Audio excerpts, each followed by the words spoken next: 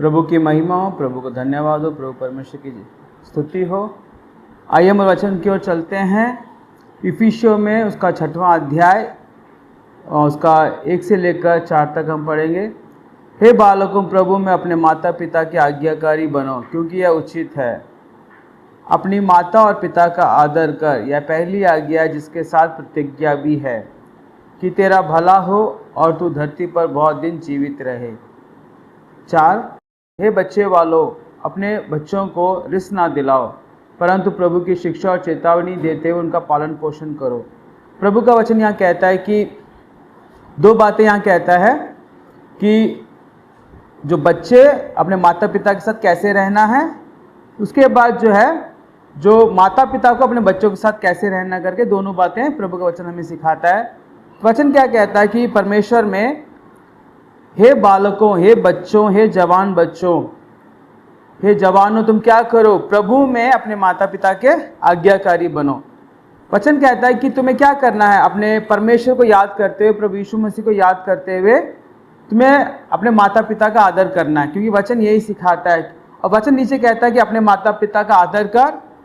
ये क्या है? ऐसी पहली आज्ञा है जिसके साथ प्रतिज्ञा भी है। इसका मतलब अगर हम अपने माता पिता का आज्ञाकारी बनेंगे, उनका आदर करेंगे, तो क्या होगा कि उससे हमारी आयु बढ़ेगी, हमें हमारे जीवन में अच्छा काम होगा करके वचन बताता है। परमेश्वर का वचन इस तरीके से बताता है।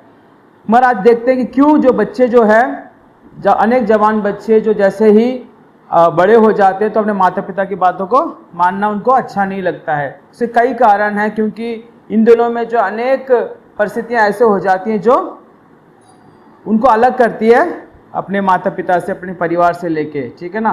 तो कुछ हम देखते हैं कि क्या क्या कारण है जो बच्चे जो बड़े होने के बाद अपने माता पिता से कटने का थोड़ा दूर हो जाते हैं, ठीक है ना। उसको हम देखेंगे। पहला उनके जीवन में क्या होता है कि वो जैसे जैसे बड़े होते हैं, जवान हो जाते हैं, अपने माता पिता से बात करना कम कर देते हैं। तो दोस्तों में ज़्यादा बात करना शुरू कर देते हैं, बाहर ज़्यादा बात करना शुरू कर देते हैं, फ़ोन में ज़्यादा बात करते हैं, या सोशल मीडिया में ज़्यादा टाइम व्यतीत करते हैं, टाइम पास करते हैं, मगर अपने माता पिता से बिल्कुल बात नहीं करते कि उनके माता पिता ने खाना खाया नहीं खाया है, काम पे गए या नहीं गए, घर का चीज़ें कैसे पूरा हो रहा करके ऐसा कुछ भी बात नहीं करते। ये कारण है कि वो क्या करते हैं, अपने माता पिता से दूर हो जाते हैं, ठीक है ना।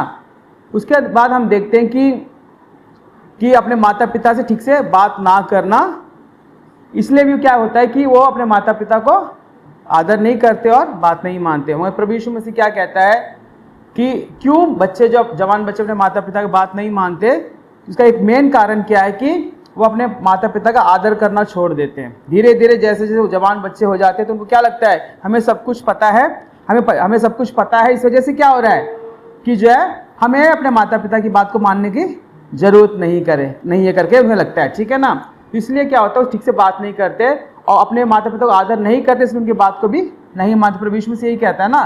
फिर हम देखते हैं कि जैसे क्या होता है, जब परिवारों में क्या होता है, जब एक समस्या आती है, कोई ज़रूरत होती है, या उस बच्चे को, जवान बच्चे को भी ज़रूरत होती है, तो क्या करते हैं, वो अपने माता पिता से ज़्यादा ज़रूरत के बारे में तो बात करते हैं, मगर वो कैसे वो ठीक होगा करके वो नहीं बात करते।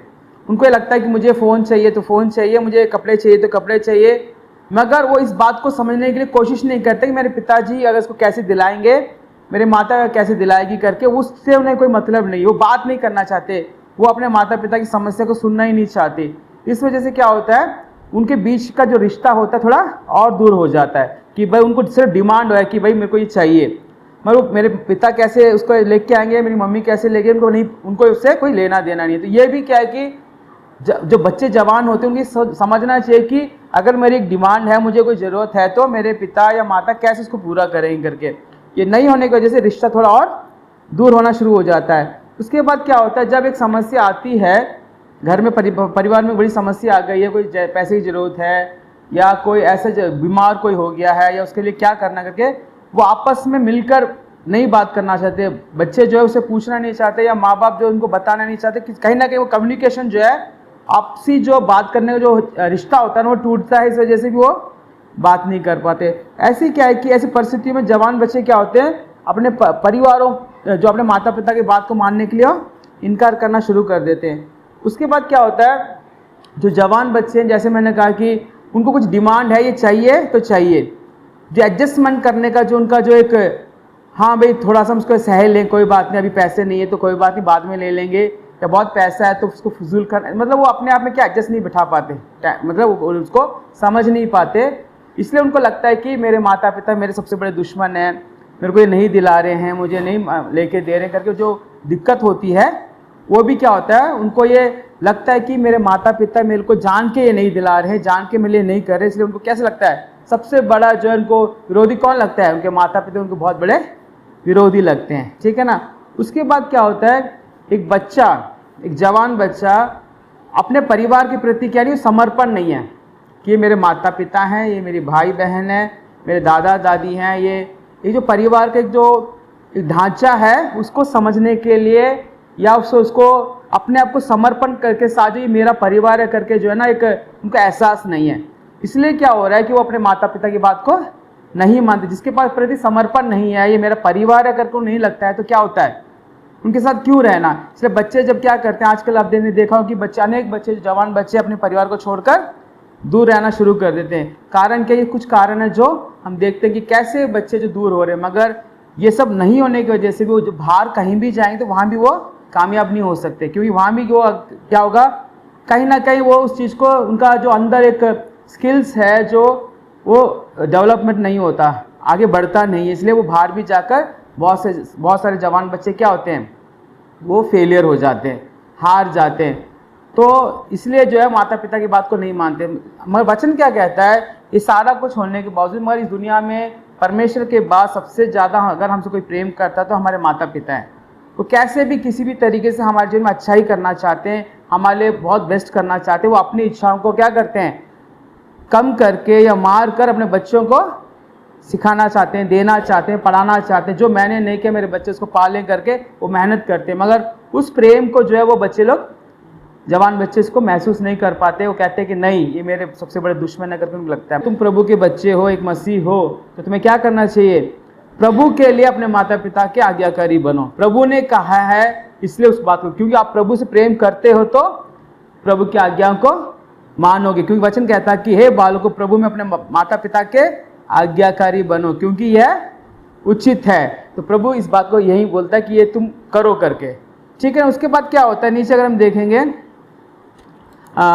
वचन 4, हे बच्चे वालों, अपने बच्चों को रिस ना दिलाओ, परंतु प्रभु की शिक्षा और चेतावनी देते उनका पालन पोषण करो। अनेक बार माता पिता भी क्या करते हैं, अपने बच्चों को हमेशा, जब जवान बच्चे हो जाते हैं, हमेशा कुछ ना कुछ उनको क्या करते हैं, उनको उनकी भावनाओं को उनको नहीं समझते, मगर वो कहते हैं जो मैं कह रहा हूँ उसको करो। जब जवान बच्चा हो जाता है, बड़ा बच्चा हो जाता है, तो वो भी क्या होता है, अपने आप में वो भी बड़ा होने की वजह से वो चाहता है कि मेरे को भी क्या किया जाए, लोग नोटिस करें, मेरी बातों को माना जाए। मगर माता पिता क्या करते हैं, इस बात को महसूस नहीं कर पाते और तुरंत क्या करते हैं, हर बार में जैसे छोटे बच्चों में उनको मारकर जो सिखाया जाता है, वैसे वो सोचते हैं कि जवान होने के बाद भी उसको हम 2 थप्पड़ मारेंगे तो हमारी बात को मान लेगा। तो ये प्रभु का वचन कहता है, तुम अपने बच्चों को क्या मत करो, रिस मत दिलाओ, मगर परंतु क्या करना, प्रभु की शिक्षा में तुम उसको बढ़ाओ और चेतावनी देते उनका पालन पोषण। हर एक बात में माता पिता को बताया गया कि तुम परमेश्वर के वचन को उनको चेतावनी के रूप में बताओ कि प्रभु यीशु मसीह को ये पसंद नहीं है, ये पसंद है, तुम्हें ये करना चाहिए, नहीं, वो सुने या ना सुने, उसको बताइए कि अच्छा है, ये बुरा है, परमेश्वर के वचन में ये लिखा हुआ है और इसको ही ऐसा ही करना करके उनको सिखाओ। उनको सिखाने से उनको वो तभी सीखेगा जब आप उनके लिए क्या, वो एक उदाहरण के रूप में आप उस बात को अपने जीवन में करते होंगे। प्रभु के वचन को अगर आप मानेंगे तो आपके बच्चा भी उसको देखकर वो मानेगा। हालेलुया।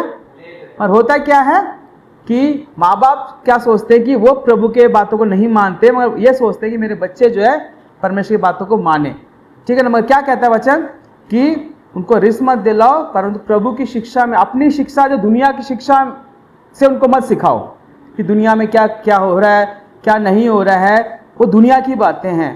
प्रभु की बातें क्या है, प्रभु के वचन में जो लिखा है, शिक्षा जो लिखी, उसको सिखाओ, चेतावनी दो, वार्निंग दो। अगर तो ऐसा नहीं करेगा तो प्रभु तेरा न्याय करेगा, प्रभु तेरे को देख लेगा। उसको ऐसे बताओ, चेतावनी दो कि भाई तू ऐसा करेगा तो प्रभु जाने, तू जाने। मगर आपका कहना है, माता पिता का फर्ज है कि वो सिखाए और चेतावनी देते उसका पालन पोषण करो। हालेलुया।